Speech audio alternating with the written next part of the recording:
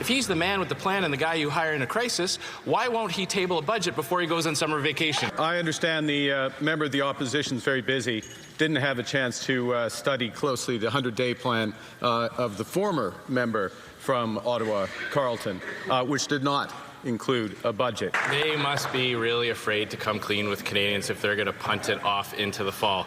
But, Mr. Speaker, with the throne speech yesterday, Liberals have effectively admitted that it was their policies that caused the suffering for Canadians. Canada's new government, Mr. Speaker, is acting immediately to grow this economy, one Canadian economy out of 13 nation-building projects.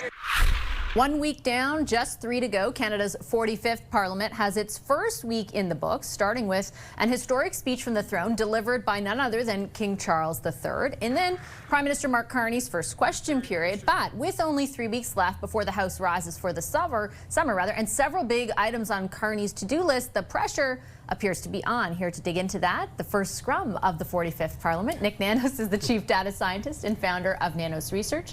Next to him, Joël Denis Belvance is the Ottawa Bureau Chief for La Presse. And Jude Annalise rounds us out. She's an economics reporter with the Globe and Mail. Hi, everybody. Very nice to see you. Nick, let's start off with the greater political context, because the last time we spoke a few weeks ago, you had support for both the Liberals and the Conservatives remaining relatively strong, but ultra competitive still. Absolutely. You know, the thing is, within the margin of error, 1 percentage point difference between the Liberals and the Conservatives. So yes, Mark Carney is the Prime Minister. Yes, he has the government, but he should be looking over his shoulder, because the reality is that for those Canadians that were supporting the Conservatives during the last federal election and wanted change, they are still with the Conservatives today, even with the trouble that Pierre Poilievre has had in terms of his personal riding. So, you know, the thing is very competitive and very tight. It's going to be interesting to see if anything happens in terms of the summer. Yeah, so before we get to the summer, though, we've got 3 more weeks here, JD. This week it was very much focused on the throne speech. There'll be a series of days devoted to debating that. But there's lots of stuff they're promising. A tax cut, removing the federal barriers to internal trade, introducing legislation on completely changing the review process. That's just a few things. Can they get all that done? Well, they will need the collaboration of the other parties in the House of Commons. And I don't think that anybody wants to give any gift to the Prime Minister, Mark Carney, the Bloc Québécois, the Conservative Party, or the NDP, even though they're not officially a party status. So Mr. Carney will have to learn how to navigate in those waters with a minority government. Plus, Mr. Carney is setting up high expectations himself by saying, I'm going to deliver. I'm going to deliver fast. Well, the expectations will be that he will deliver fast on the housing crisis, on reducing the cost of living, on delivering projects that can, are in the national interest. So he is, the expectations are set by himself. Now he's got to deliver, and the critical weeks will be next week when he meets the Premier. There'll be sort of legislative tests, Najud, about how fast the Prime Minister and his team can deliver. But it feels like a little bit of deja vu, because there have been promises in these areas made before, and we have all sat here and discussed how you can't build the houses overnight, for example. And if you look at the real estate market right now, things aren't going in the direction that any government would hope when it comes to supply. A whole host of things about transforming the economy. Like, again, these are things that you can't necessarily show Canadians proof of in the immediacy. Well, and I think what I'm going to be paying attention to is that First Minister's meeting, and it will influence and it will indicate how much he can get done and how things play out in Parliament. So we already, the Prime Minister is expected to brief the premiers on this legislation that would fast-track projects, remove interprovincial barriers, and we're already seeing pushback from Indigenous groups that are saying, hey, this doesn't fly with us, and this comes on the heels of legislation in Ontario and BC to try to fast-track projects that were not well received by Indigenous communities. And so how Mr. Carney navigates this First Minister's meeting and that backlash, and how he can find the right line to walk between trying to promote these projects while also not creating a political crisis or a legal crisis maybe with these projects, will really affect his credibility on being able to transform the economy, and that in turn will play out in Parliament as well. You know, the other thing that's quite interesting is he's putting dates on things. We haven't seen that very often. It's like the guy's got a stopwatch, right? Here's what I'm going to do today. Here's what I'm going to do tomorrow. And you know what? I know we can see the House of Commons. It's not a swamp. I know there's a hole there, but it's hard to get things done sometimes. He is in a minority position. Even on issues like energy, he needs the cooperation of the provinces, Indigenous peoples, all types of different stakeholders.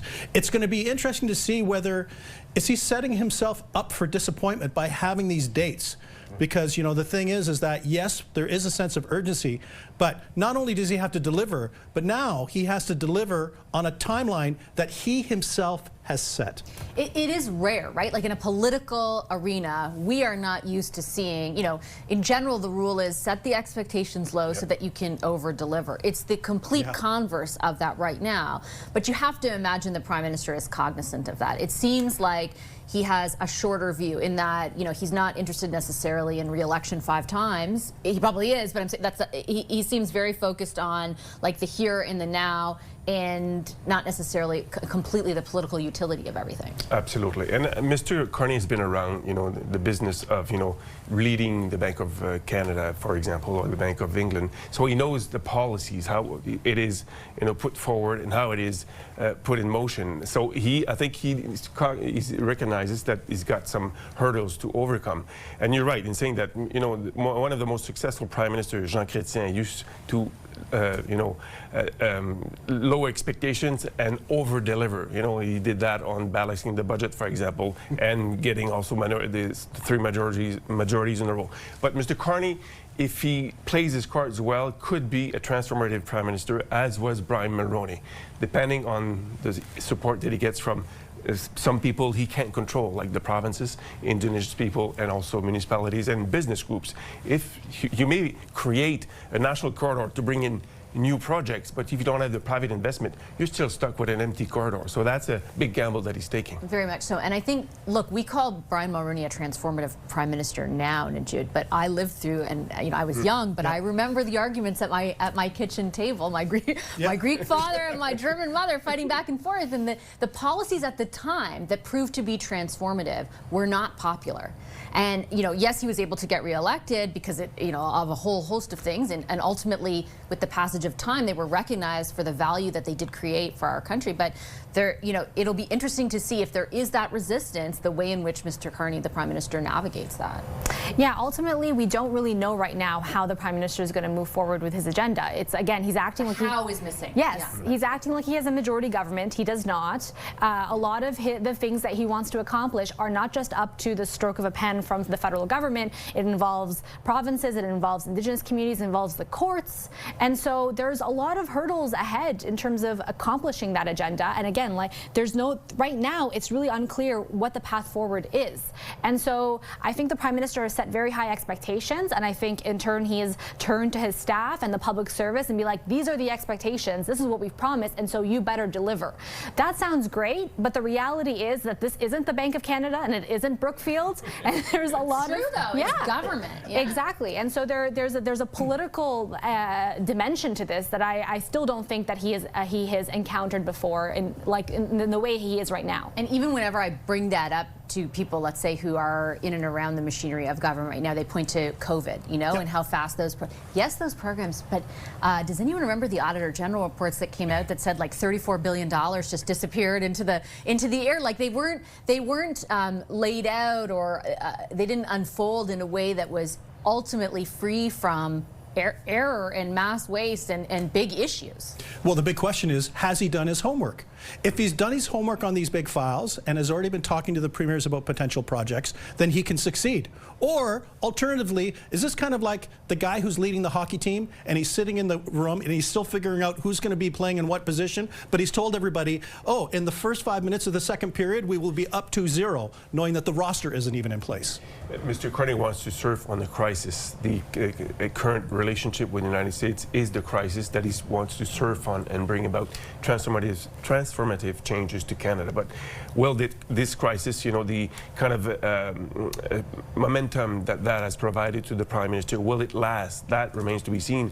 And it has also to engage with the United States to renegotiate the kind of free trade deal we want with the United States and the security deal. So on many fronts, Mr. Carney has set up some high expectations. JD, but will he deliver that? In the weekly tracking on the top national issue of concern, Trump is going down, healthcare and jobs are going up.